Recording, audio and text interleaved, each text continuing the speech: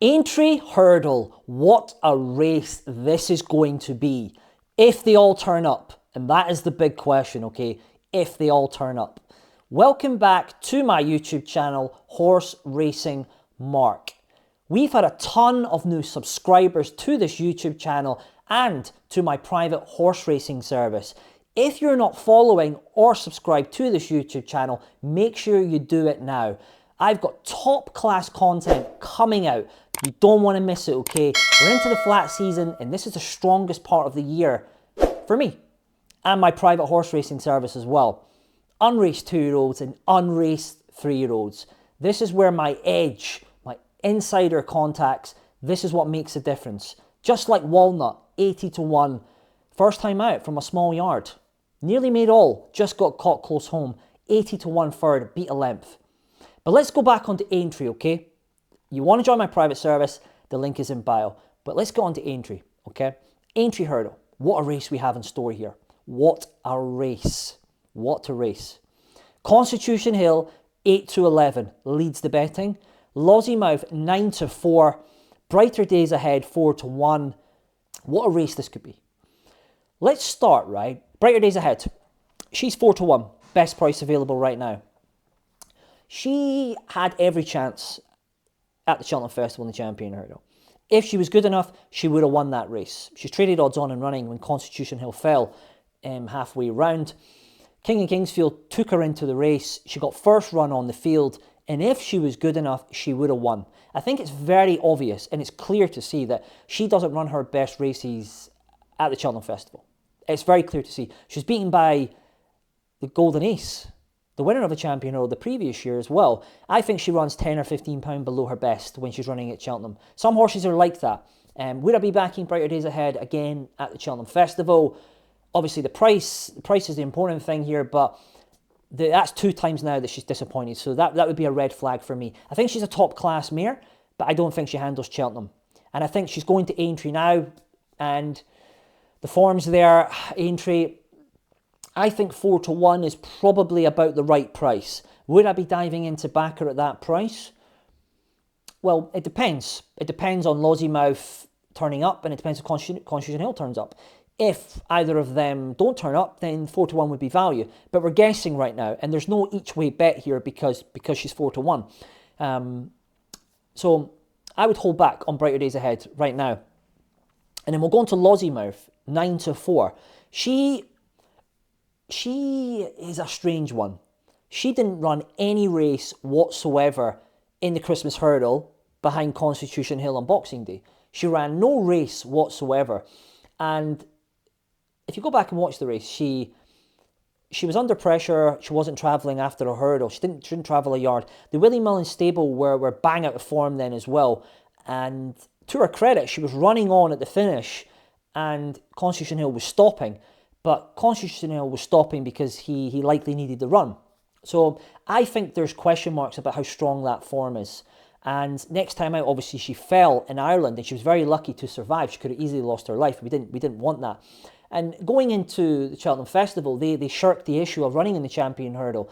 They went to the mares, and it was a weak race. I think it's pretty clear. There's a couple of 135s, 140s, 150s in there. She's well clear on ratings, and she won like she was entitled to. But I think the question marks with Lossiemouth was it was difficult to back her on the underwhelming performance at Kempton, and then she fell next time out. I mean, winning at 4 to 6, 4 to 7, that's not my sort of bet. You'd be wanting to take those horses on long term. If you backed her, you got the money, but long term, you want to be taking those horses on because you're guessing they're going to bounce back. But I think, and she messed up the Champion Hurdle as well. If she ran in the Champion Hurdle, 8 runners, people would have backed Golden Ace. It would have been a better bet. It would have been a better market for punters, each way betters. You would have had the 3 places. But anyway, on to Aintree. Flat track. Will that suit her? I'm not so sure. She will stay the trip, but for me, she's the opposite to Brighterdaysahead. All her best form has been at the Cheltenham Festival, at Cheltenham. That seems like her course. Whereas when she's running a flat track like at Kempton, she doesn't go a yard. So I think Lossiemouth is short enough at 9 to 4, and I think there's question marks if she's going to turn up. Same with Brighterdaysahead. So I think this market right now, you've got to tread very, very carefully here. And on to the favourite, Constitution Hill. I think I've made my views on this horse very, very clear since January, where I couldn't have him. I personally think the horse is overrated, and what he's shown me so far this season would only validate my opinion. And in this game, you have to back it up. You have to put the money down. And I couldn't have him at Cheltenham. I couldn't have him after he won at Kempton in the Christmas Hurdle. I didn't see the old Constitution Hill. He was stopping at the finish. Okay, may have needed the run.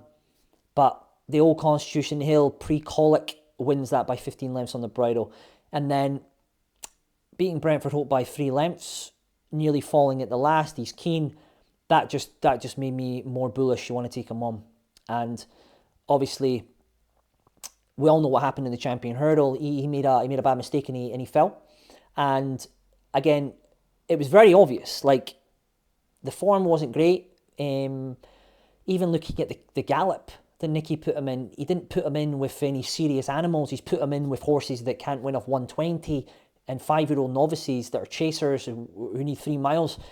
Nicky was very, very cautious about it. And again, that just emboldened me more that you want to take him on. And again, lastly, you look at the people who are bullish on him. You wouldn't trust him to boil an egg, let alone take financial advice off them. But this isn't about bashing Constitution Hill. I'm just telling you the thought process of why I was so bullish against him and why I was right eventually. And then we're at the Aintree Hurdle now, right? So he's 8-11 favourite. He's running over 2.5 miles. I think there's question marks there. I seriously question, is the engine still there? Because he didn't run away from them when Brentford Hope. Like, nothing was trying in that race.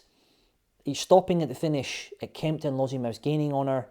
Got him. And then, like, price is king. And I think 8-11 is very, very short. Looking at the current race card, right? And, you know, would I lay Constitution Hill at the current price? No, I wouldn't. I wouldn't lay Constitution Hill at the current price. And I'm going to tell you why. I have serious doubts that Brighterdaysahead and Lossiemouth are going to turn up in the Aintree Hurdle, right? So there's a key indicator here, especially with Brighterdaysahead, why I don't think she's going to run. Where is the pacemaker? Where's King of Kingsfield? Her best ever performance has been with a pacemaker. There's no pacemaker in this race. So that would tell me I think she's less than 50-50 to turn up. So would you lay Constitution Hill at 8-11? No, because he's going to go shorter, take Brighterdaysahead out, because she's a main rival to him. And I think there's question marks about Lossiemouth turning up as well. I think she's going to run in Ireland. Both of them might not run. So on the day, Constitution Hill could be 1-5, 1-6, and all he's got to do is beat Langer Dan. So I would honestly hold off for now and see what's going to run. And what we don't want, like, let's be honest, right? What we don't want is an anticlimax like Constitution Hill to fall again, or there to be some crazy drama in the race. And we don't want Lossiemouth or Brighterdaysahead not to run, because it's just going to be beating a couple of handicappers. Or that's if he does win, he might fall again. You don't know, because there's questions to be answered here. Is he the same horse? And people want answers, and they haven't got them. And if he beats Langer Dan by a couple of lengths, or Burdett Road, the questions haven't been answered. People are still going to say he's the greatest horse that's ever lived. He's better than Arkle, better than Frankel. Like, some of this stuff is very, very concerning. Very concerning. And I don't think for racing, him getting absolutely destroyed or falling again is what racing needs. Like, racing's not in a great place. Racing needs superstars, but I just don't think it's him. I think he's had his time. He's going to be a 9-year-old next season. And the jumping is a big concern for me, because as they get older, they usually become better jumpers with experience. They get smarter and wiser. But he's going the other way. Like, you expect these sort of silly mistakes, like running against Brentford Hope. He went at the last, and when he fell in the Champion, you expect them from novices.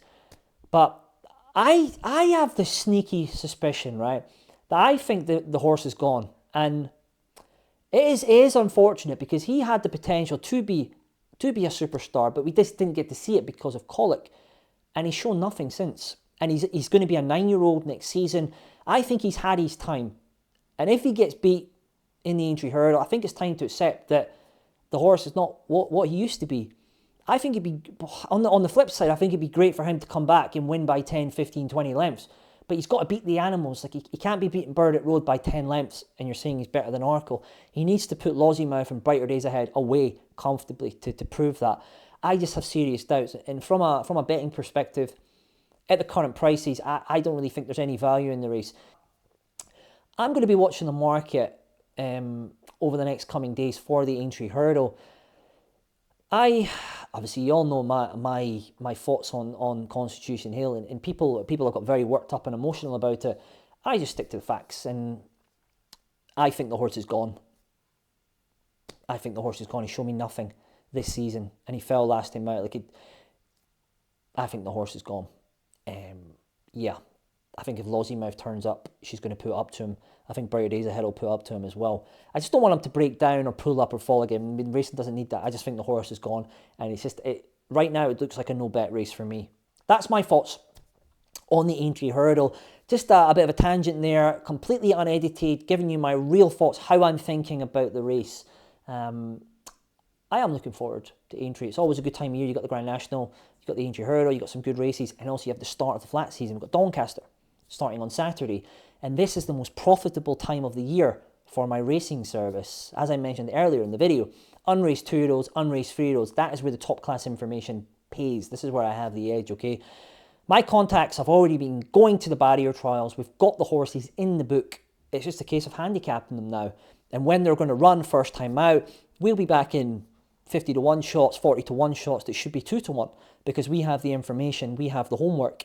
Just like Walnut, 80-1, that led all the way from a small stable, top-class information. This contact has at least 10 or 15 2-year-olds and 3-year-olds lined up that are all smart, 70, 80 plus. And all my clients will be backing them, okay? If you want to get on board with my horse racing service and get access to all this top-class information, link is in bio. You also get access to the Aintree stuff as well, because I likely will be having a couple of bets at Aintree, but only value. You must stay disciplined, okay? The link is in bio. You can drop me a comment or you can drop me a DM. My email address is there. And also make sure you subscribe and follow and like this page. But it'd be good to get more people involved. I've had hundreds of new clients, especially off YouTube, okay? I look forward to speaking to you and getting you on board. Good luck.